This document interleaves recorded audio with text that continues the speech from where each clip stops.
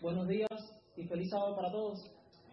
Para algunas caras nuevas que veo aquí que nunca había visto, y para mi gran amigo Azarel y su familia, que hacía rato no lo veía, que Dios los bendiga mucho. Sean bienvenidos esta mañana aquí. Y ya tú sabes, si tienes la lección lista, tú eres maestro allá en Nampa, si quieres te cedo el puesto.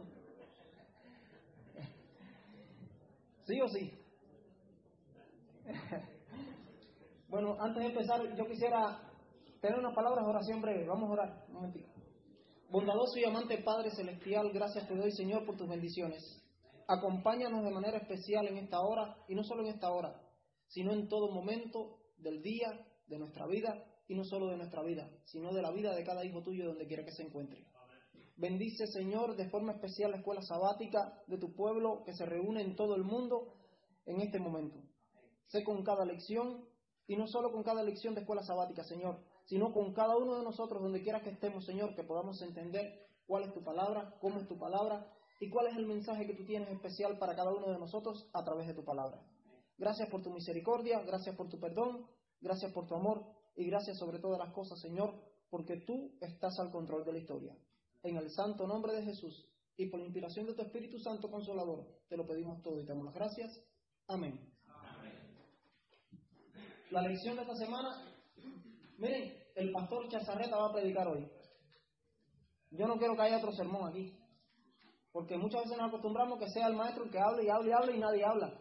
La lección es para participar. Nos dieron pocos minutos y ya yo creo que nos llevamos 5, es decir que nos quedan 15. Vamos a ver cómo le hacemos a una lección tan profunda, tan importante, tan interesante, que yo diría el mensaje de Jesús a las 7 iglesias. Ese mensaje solo da para un trimestre entero.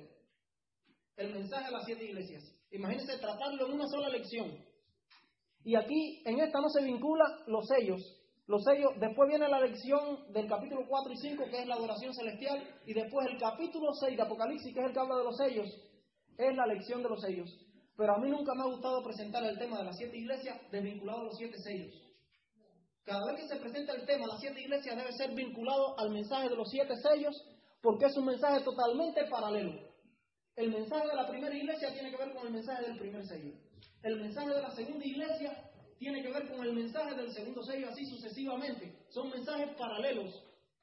Y tiene que ver con los 4 seres vivientes que se mencionan en Apocalipsis capítulo 4, versículo 7, que viene siendo como un enlace, una bisagra, un puente entre el mensaje de las 7 iglesias y el mensaje de los 7 sellos. El primer ser viviente que tenía rostro de león, el segundo que tenía rostro de becerro, el tercero que tenía rostro de hombre y el cuarto que tenía rostro de águila. Y hay un vínculo en el mensaje de las primeras 4 iglesias, los primeros 4 sellos, con los 4 seres vivientes de Apocalipsis 4:7. Es decir, que hay que vincular estos 3 para entender completamente el paquete del mensaje. Pero esta semana, y a manera de introducción estoy hablando, después que termine van a hablar ustedes y van a preguntar y vamos a saltar a ver qué dudas hay con respecto a la lección, porque 20 minutos no nos da tiempo ni para llegar a la Odisea, que es el tiempo actual. Entonces, hay algo importante que tenemos que entender. La aplicación del mensaje de los 7 sellos tiene 3 aplicaciones. La primera aplicación es una aplicación histórica. Es decir, que fue lo que le sucedió a esas ciudades, o lo que le estaba sucediendo a esas ciudades en los días que Juan estaba escribiendo. Porque hay que entender algo.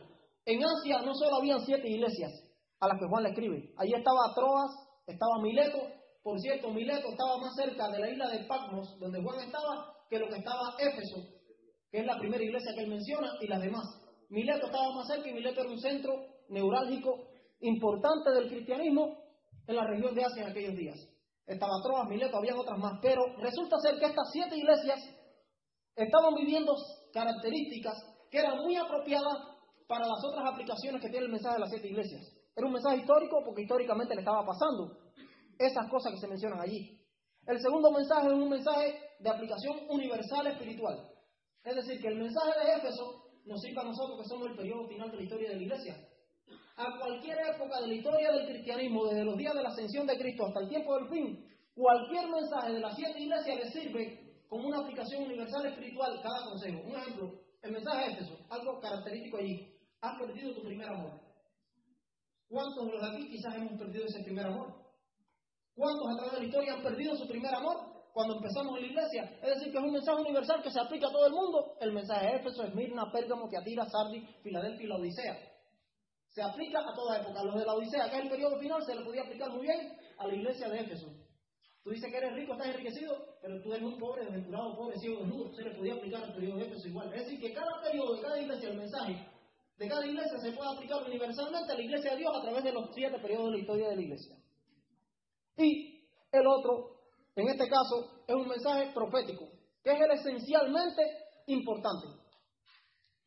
¿Por qué profético? Porque el mensaje de las 7 iglesias es el mensaje profético a las 7 iglesias en 7 periodos que ha tenido la iglesia cristiana desde los días de la ascensión de Cristo en el año 31 hasta el tiempo final cuando se cierre la gracia. El mensaje de la primera iglesia, en este caso, fue Éfeso. Y así siguió con el mensaje segundo, que fue la iglesia de Esmirna, después siguió con Pérgamo, después con Tiatira, después siguió con Sardis, después con Filadelfia y por último la Odisea. Son 7 periodos de la iglesia cristiana de todas las épocas en estos 2000 años que llevamos de cristianismo desde la ascensión de Cristo hasta el tiempo final cuando se cierre la gracia. Y cada periodo está marcado y delimitado por el tiempo profético en el tiempo. Que ese es el mensaje profético, es decir, las 3 aplicaciones. La primera aplicación histórica para la iglesia que vivió ese contexto. Segundo mensaje universal espiritual, que se aplica a todas las iglesias, en todas las épocas, en todos los tiempos. Y el mensaje de aplicación profética, que es 7 periodos de la iglesia cristiana a través de 7 periodos históricos de la iglesia desde la ascensión de Cristo hasta el tiempo final. Esa es la esencia del mensaje, en este caso, a las 7 iglesias. Ahora bien, aquí lo tenía, al menos en el mensaje de la primera iglesia, y quiero señalarles algo. Miren, cada iglesia de las 7 iglesias, primero tenemos que entender algo. El mensaje de las 7 iglesias es un mensaje pastoral de Cristo a las 7 iglesias. Es un mensaje pastoral, es un llamado pastoral, es como un sermón. Y hay como una estructura de ese sermón que le da Cristo por medio del Espíritu a las 7 iglesias. Entonces, primero hay una identidad. En cada mensaje de la iglesia se identifica, pero la identidad tiene que ver con cada una de las características que Cristo se da en el capítulo 1. Entonces dice, yo soy, y empieza a decir quién es en relación a lo que él habló del capítulo 1 del mismo, en la presentación que él da del mismo. Hay una identidad. En el capítulo que habla de la iglesia de Éfeso, en la primera iglesia, en el versículo 1, aquí tengo un ejemplo, una prueba. Y eso sucede en cada una de las 7 iglesias. Hay una identidad, después hay un encomio es una felicitación. Él felicita a la iglesia por algo que está haciendo. El otro es una amonestación. Él amonesta por algo que está permitiendo o no está haciendo. En cada una de las 7 iglesias. Y el cuarto es una advertencia. Él advierte para que no sigan haciendo lo que están haciendo, porque van a caer de su gracia, van a tener problemas, van a enfrentar problemas. Y el último es una promesa. Para cada una hay una promesa. Las 2 únicas iglesias de todas las 7 iglesias que no tienen amonestación de parte de Dios es la iglesia de Esmirna, que es la segunda, y la de Filadelfia, que es la 6ª iglesia. Las 2 únicas que no tienen una amonestación de parte de Cristo. Todas las demás tienen una amonestación, menos Esmirna y Filadelfia. Son las 2 únicas que no están amonestadas dentro de las 7 iglesias, del mensaje de las 7 iglesias. Pero es un mensaje pastoral para cada una de ellas. Ahora bien, analizando todo esto, vamos a ver algo interesante que trata la lección al final de la lección, el resumen, y es para nosotros principalmente. Y es que más de la mitad del libro de Apocalipsis, el mensaje es para nosotros, la iglesia del fin.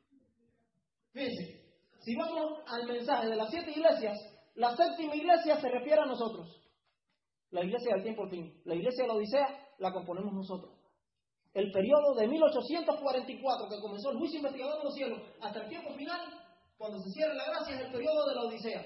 Es el periodo de nosotros. Y después, cuando vamos a los 7 sellos, el 7º sello tiene que ver con nosotros. Y así, la 7ª trompeta tiene que ver con nosotros. Pero vamos y saltamos hasta el capítulo 10. El capítulo 10, que pronuncia, habla del Chaco, del movimiento milerita. Y dice el versículo 11, es necesario que profeticen otra vez sobre muchas naciones, pueblos, tribus y lenguas. Tiene que ver con nosotros, con la iglesia del tiempo al fin. Capítulo 11 La parte final tiene que ver con nosotros. Capítulo 12 tiene que ver con nosotros, el remanente que habla. Capítulo 13 tiene que ver con nosotros, que habla de las dos bestias. La primera bestia que es el papado y la segunda que es los Estados Unidos de la profecía. El capítulo 14 es el mensaje de los tres ángeles. El capítulo 15 es la continuidad del capítulo 14. Ahí se habla de los 144.000, se habla de la adoración celestial, todo lo demás. Y el capítulo 16 habla de las plagas postreras, el 17 de Babilonia y el 18 igual, la caída de Babilonia, la gran ramera, todo lo demás.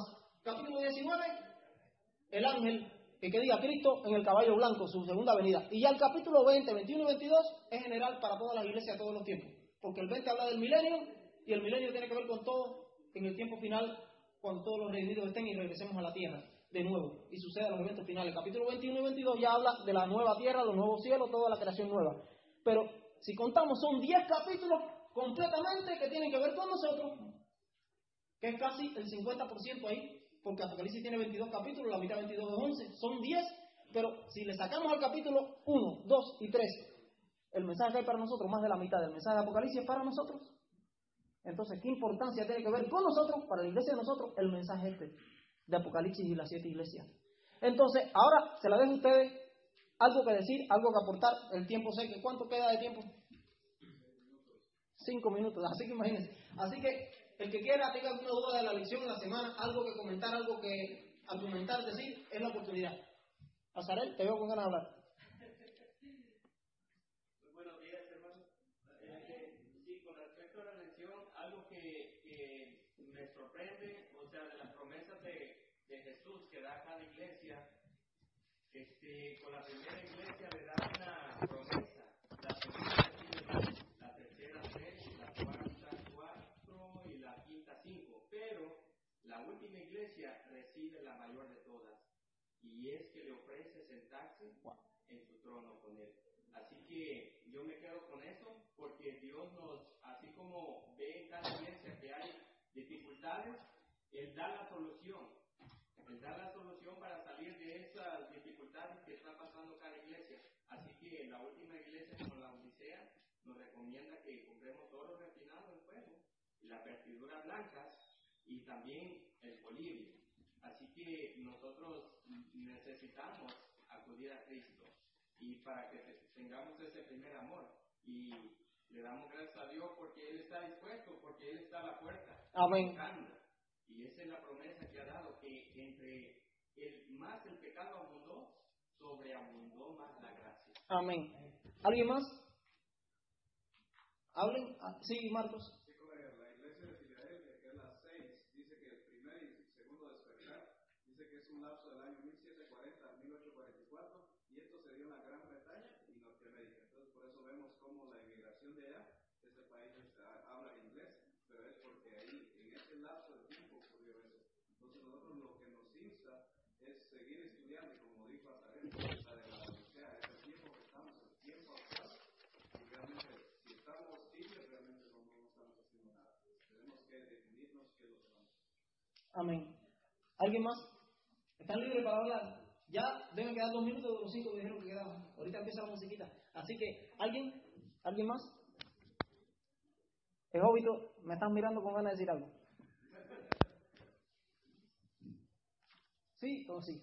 No. ¿Alguien más? Siéntase libre de hablar, ya no queda tiempo. Realmente van a cortar en cualquier momento la lección. Así que, ¿alguien más? Sí, Azarel. Yo solo quería agregar algo más, que decirlo, o sea, a los hermanos y cada uno de nosotros, que en verdad estamos viviendo tiempos solemnes, y que Dios espera de nosotros que estudiemos su palabra, que nos consagremos cada día más a Él, porque si nosotros no estudiamos la palabra de Dios y estas cosas que tienen que ver con nosotros, nosotros no vamos a conocer el tiempo, no vamos a conocer cómo estoy yo por dentro en mi vida, no vamos a tener ese discernimiento espiritual que Dios quiere que tengamos. Así que, hermanos, necesitamos estudiar la palabra de Dios, necesitamos tomar tiempo, porque por medio de la palabra es que nosotros podemos estar seguros, y de esa manera escudriñar nuestro corazón, cómo estamos viviendo nuestra vida, y así de esa manera buscar a Cristo, porque Él tiene las puertas abiertas en este momento para cada uno de nosotros. Entonces, mi consejo es que cada día Gracias. ¿Alguien se inspira con lo que Azarel dijo? Entonces, quisiera terminar con algo a manera de conclusión. Ya creo que me está quedando un minuto. Y a manera de conclusión quisiera decir algo en relación a la tercera aplicación que hablábamos. Recordamos las tres aplicaciones. La primera, histórica, que fue lo que le sucedió a cada iglesia realmente en el periodo que le tocó vivir, de estas iglesias que Juan le escribía, en la época que le escribió. La segunda aplicación, universal espiritual, que se aplica para toda iglesia en toda época, el mensaje de cada iglesia. Es decir, que el mensaje de Éfeso, que fue la primera iglesia del primer periodo de la era cristiana, se aplica muy bien a nosotros si lo tomamos. Y así sucesivamente, cada una entre sí. Pero el último mensaje profético tiene que ver con 7 periodos de la iglesia. La primera fue la iglesia de Éfeso, que fue del año 31 de la ascensión de Cristo hasta el año 100, con la muerte de Juan, el último de los apóstoles. Eso se puede mostrar bíblicamente, proféticamente allí. Entonces la segunda iglesia fue la iglesia de Esmirna, que fue del año 100 después de Cristo hasta el año 323, con la conversión de Constantino al cristianismo, entre comillas. El tercer periodo de la iglesia fue Pérgamo, que fue del 323 hasta el año 538, que comenzó la supremacía papal. La cuarta iglesia de Tiatira fue del 538 hasta el año 1517, desde el inicio de la supremacía papal hasta el inicio de la reforma protestante con Lutero en Alemania, 1517, que fue la quinta iglesia. La cuarta iglesia, el periodo de Tiatira. La quinta iglesia, que fue la de la reforma, fue 1517 hasta el año 1755, cuando sucedió el terremoto de Lisboa en Portugal, que se mencionan las señales del sexto sello, porque recordemos que cada sello y cada iglesia se complementan, son periodos paralelos, no se pueden desligar en el estudio, el primer sello con la primera iglesia, el segundo sello con la segunda iglesia. Y la sexta iglesia fue la iglesia de Filadelfia, que fue la del movimiento milerita de los pioneros del adventismo, con Elena de White y todo lo demás, que comenzó en el año 1755 con la primera señal del sexto sello, que fue el terremoto de Lisboa en Portugal, hasta el año 1844, que comenzó el juicio investigador en los cielos. Y el último periodo de la iglesia es la Odisea, que es la que nos toca a nosotros, que fue del año 1844 hasta que se cierre la gracia. Entonces, en cada nombre de cada iglesia, y con esto ya termino, como el Apocalipsis fue escrito en griego, tiene significado. No por gusto están puestas esas 7 iglesias, que recordemos que estaban Mileto, Troas y habían otras iglesias más allí en Asia, pero sin embargo se mencionan estas 7 porque en cada periodo de cada iglesia hay algo característico que identificaba el periodo histórico profético de la iglesia a través de la historia. Y es que cada mensaje de cada iglesia en el nombre tiene también un significado. Y la Odisea, no voy a hablar de los otros nombres, el significado en griego. La Odisea significa, es una palabra compuesta. Laos significa pueblos. Y el término dai, que significa fallo judicial. Es decir, que es el pueblo del fallo judicial, es el pueblo del juicio. Y nosotros somos el pueblo del juicio. El juicio investigador que comenzó el día 22 de octubre de 1844. Y como decía Azarel, tenemos que estudiar. Porque Dios es el Dios de la historia.